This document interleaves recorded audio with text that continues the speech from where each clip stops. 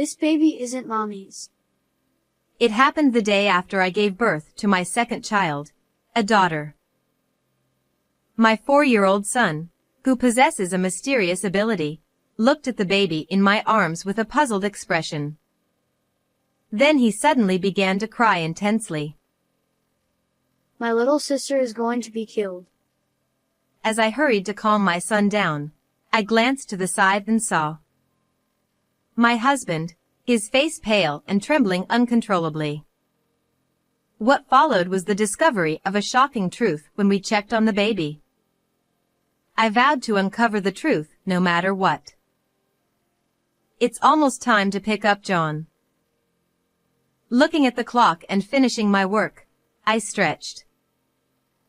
My name is Amy, 36 years old. I work from home for a major advertising agency. I lived in a newly built, spacious house with my husband and 4-year-old son. I met my husband Mark through a friend 7 years ago and got married. He graduated from a prestigious university and worked as a pediatrician at a general hospital. He had a kind personality and was understanding of my work, a husband I was proud of. Shortly after our marriage, our son John was born. When John turned 3, my wealthy in-laws built us a splendid house. I felt fortunate to have a kind doctor for a husband, an adorable son, and a house in the city. When John had just turned 4, he suddenly pointed to my stomach and smiled. Mommy, there's a baby in your tummy. What? John? John just smiled cheerfully. Though I was bewildered, something came to mind, and I went to the hospital the next day. There, I was told by the doctor that I was in the early stages of pregnancy. I was genuinely happy about the news of my second child. When I got home, I told my son that I was pregnant. John, there's a baby in Mommy's tummy. You were right. Yeah. It's a girl. I'm going to be a big brother.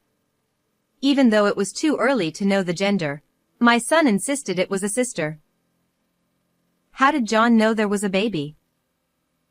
The baby said, I'm here. I had always thought my son might have a mysterious ability. Once, when we visited my parents' house, John looked at my father and cried. I see something hazy in Grandpa's chest. Shortly afterward, my father was diagnosed with an illness, but it was caught early and didn't turn into anything serious. Maybe John has some mysterious power. I told my husband Mark. He dismissed it as unrealistic and laughed it off, though. Anyway, the news of my second pregnancy was a cause for celebration. I informed Mark, who had come home late, about the pregnancy. Really? That's wonderful. We had a hard time conceiving, so this makes me very happy. Take care of yourself. As expected, my husband was overjoyed and hugged me tightly. At that time, Mark often worked overtime or night shifts and was rarely home in the evenings. And, Mark. This time, since John has preschool, I can't go back to my parents' house for the delivery. It would really help if you could take parental leave. Mark's face suddenly darkened. That's impossible. You know about my job, right? We're already short-staffed. I can't take parental leave. Isn't there any way? If you inform the hospital early, can't they manage somehow? Impossible is impossible. How about asking your mom to come after the delivery? All right. I'll talk to my mom. Mark adored John, but due to his busy schedule, he left most of the childcare to me. Although it was tough for me since I was working as well, I managed to handle the housework and childcare every day. In the end, we decided that my mother would come to help after the birth of our second child. I felt a bit lonely because I wanted to raise the child together with Mark, but I understood his job as a doctor and didn't complain. After that, my pregnancy went smoothly without much morning sickness. When I was 6 months pregnant, there was a spring concert at John's preschool. Please try to get a day off and watch John on the concert day. I understand. I've already taken the day off and will definitely be there. My husband promised, but on the day of the concert, he called and said, "I can't come because of an urgent job." I watched John alone and felt discontent towards Mark. After the concert, I brought John home and waited to confront Mark when he returned.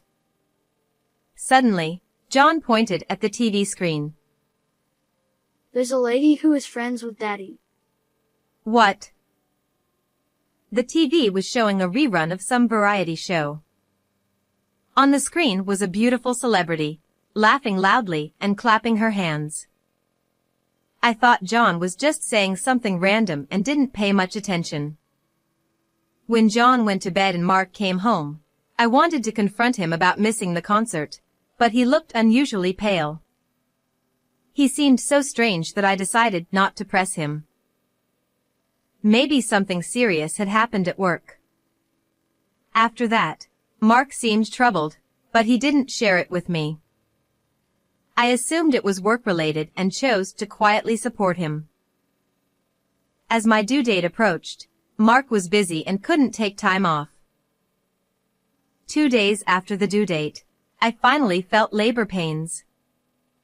I immediately contacted Mark to pick me up, but he didn't reply. Feeling disappointed, I called my mother, left John with her, and headed alone to the hospital where Mark worked. By the time I arrived, the labor was progressing, and I soon gave birth. Hearing the sweet first cry, I felt relieved. The midwife handed me the newborn baby. "Your name is Emily. Thank you for being born safely." I noticed a small red birthmark on Emily's back. After handing Emily back to the midwife for further care, I returned to my room and fell into a deep sleep after the exhausting delivery. When I woke up, Mark was beside my bed, looking at me. Are you awake? I'm sorry I couldn't be here. You did great with the delivery. Hearing Mark's gentle voice, I felt relieved. At that moment, the midwife brought the baby. I'll bring John soon. He's excited to meet his sister.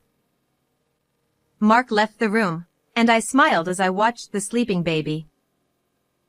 A while later, Mark brought John. "John, you did well at home. Look, this is your sister, Emily." When I showed him the baby, John frowned. This baby isn't Mommy's. What? As I was puzzled, John suddenly filled with tears and looked scared. My sister is going to be killed. He then started crying loudly. "John, what's wrong? Come here." Even when I hugged him, he kept crying and repeating the same words. As I tried to calm him, I looked up at Mark and was startled. Mark's face had turned pale, and he was trembling. "What's wrong, Mark? You look terrible." Mark, in a shaking voice, said, "I have something to do," and left the room. Mark was acting strangely. And John's words, "What is going on?" Confused, I started to undress the baby to take care of her and was shocked. The red birthmark I saw after the delivery was not on this baby. After having my mother take John home, I immediately called the head nurse and requested a blood test for my daughter. The next day, the results came back, and the baby's blood type was AB. I am type O, and Mark is type A. It was a blood type that shouldn't have been possible. I was deeply disturbed by the results. This baby isn't mine. How could this happen? And where is my real daughter? I was convinced that Mark had something to do with this. I tried to call Mark immediately, but I was told by the staff that he wasn't at work and they didn't know where he was. To find the real Emily, I decided to consult the head nurse first. However, on my way to the nurse station, I saw something. The moment I saw it, I felt like I was struck by lightning, and at the same time, everything connected. Late that night, I was hiding in the shadows. Suddenly, I heard footsteps walking down the dark hallway. It was unmistakably Mark. He stopped in front of a certain hospital room door and placed his hand on the handle. "That's not my room," I said. Mark jumped. Amy, what are you doing here? The nameplate on the door read Smith Kelly. It was the same name as the woman who appeared on the TV show the day of John's performance. Earlier that day, I had noticed this very nameplate. John had said, "There's Daddy's friend on TV." He was right. "Why are you trying to enter Ms. Smith's room?" I asked. I have pediatric duties here. "At this hour?" I pressed. Mark clutched his head in frustration. "Let's not make a scene in the hallway. Let's go inside the room," I said, leading the way into Kelly's room with my husband. Kelly, sitting up in bed, snapped. "Who is this woman?" "A fan. Get her out of here." "I am Mark's wife." "Now, let me see the baby," I demanded, ignoring her outburst. I peeked into the crib next to Kelly and saw the baby with the familiar birthmark on its back. "Don't touch my child," Kelly exclaimed. "This baby is mine." Then Mark said, Come on, Amy, what are you talking about? and grabbed my arm. I shook him off and threw the blood test results onto the bed where Kelly was lying. "The baby I have with me has a blood type that can't be ours. And this birthmark on the back, I saw it on my baby right after she was born. This baby is mine." As I spoke rapidly, Mark tried to placate me with a wry smile. Amy, you're mistaken. Babies' blood types can change, and the birthmark might be a coincidence. Calm down, you're just stressed after childbirth. "We can settle this with a DNA test," I said, lifting the baby and glaring at Mark. He turned pale. "Why were you in her room in the first place? And at this hour? Explain yourself," I demanded. Kelly sighed and rolled her eyes. "Oh well, the jig is up." "You've been having an affair with my husband," I accused. Kelly admitted their relationship. They met at a party, and despite knowing he was married, she pursued him because he was a doctor. By the time she realized she was pregnant, it was too late to do anything but have the baby. When Kelly found out she was pregnant was around the time of John's performance. That was why Mark missed the performance and came home looking so distressed. Suppressing my rising anger, I asked, "I know that you two were having an affair and that we were both pregnant around the same time. But why switch the babies? Only you, working in this hospital, could have done it." When I glared at Mark and said this, he exhaled and shrugged his shoulders. Kelly said she had no intention of raising the baby even if she gave birth. Kelly nodded as if it was the most natural thing in the world.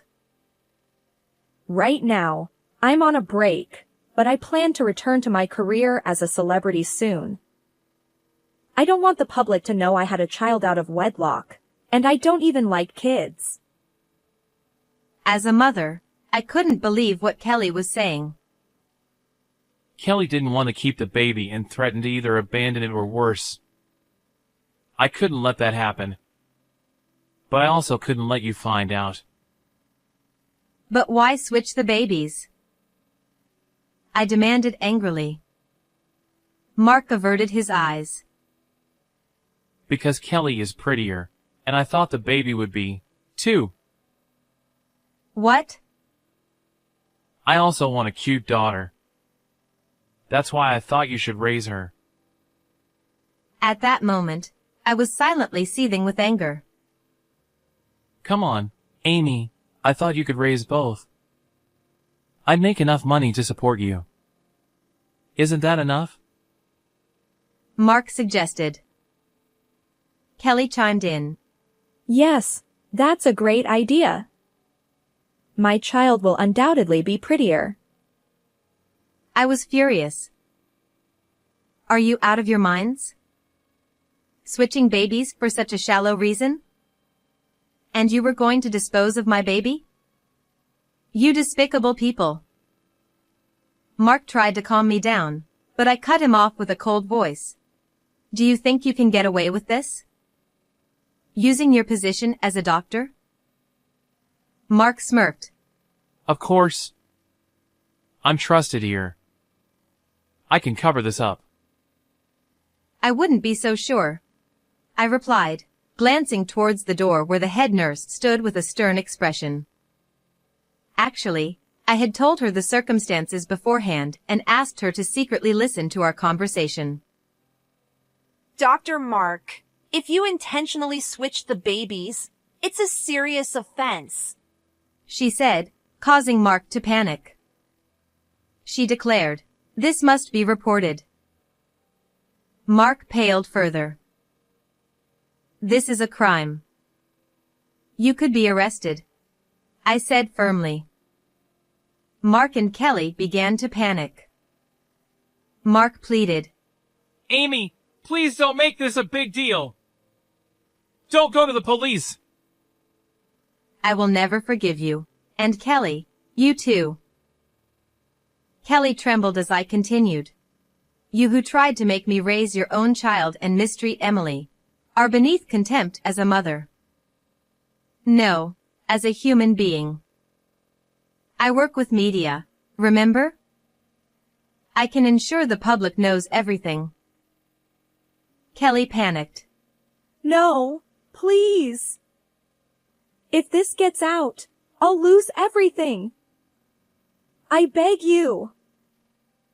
Both of them fell to their knees, begging for forgiveness. Never. We're getting divorced, Mark. And you both will pay for this, I stated firmly. Mark was taken away by the head nurse, and Kelly cried loudly in her bed.